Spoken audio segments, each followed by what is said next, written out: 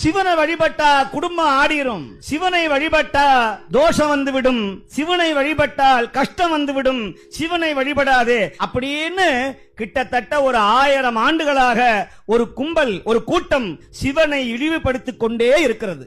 ஆனால் ஒரு பக்கம் இந்த பக்கம் இழிவு பண்ணுச்சுன்னா, ஒரு பக்கம் நீங்க என்னைக்குமே இந்த தியரியில எதை நீங்க அடிக்கடி விமர்சனம் பண்றீங்களோ அதை தான் அடிக்கடி போய் பார்ப்பான். எதை நீ பார்க்காதேன்னு பிளாக் பண்றீங்களோ அதைத்தான் நம்ம ஆளு போய் அதுக்குள்ள என்னையா இருக்குன்னு பார்ப்பான். நீங்க சிவனை வழிபடாதேன்னு சொன்ன ஒரு கூட்டத்தினால இன்னைக்கு உலகெங்கிலும் அடியார் திருக்கூட்டம், உழவார பணி, திருக்கைலாய வாத்தியம் வாசிக்கிற மெய்யடியார்கள், ஆணடியார்கள், பெண்ணடியார்கள், திருநங்கை போன்றவர்கள் கூட இன்னைக்கு மார்பல ருத்ராட்சத்தை அணிந்து கொண்டு வீதியில சிவசிவா சிவசிவா என்று கதறிக் கொண்டிருக்கிறார்களே, அந்த நிலையை உருவாக்கியவன் நம்முடைய பெருமானும் நம்முடைய நால்வர்களும் அருபான்மை நாயன்மார்களும் தான்.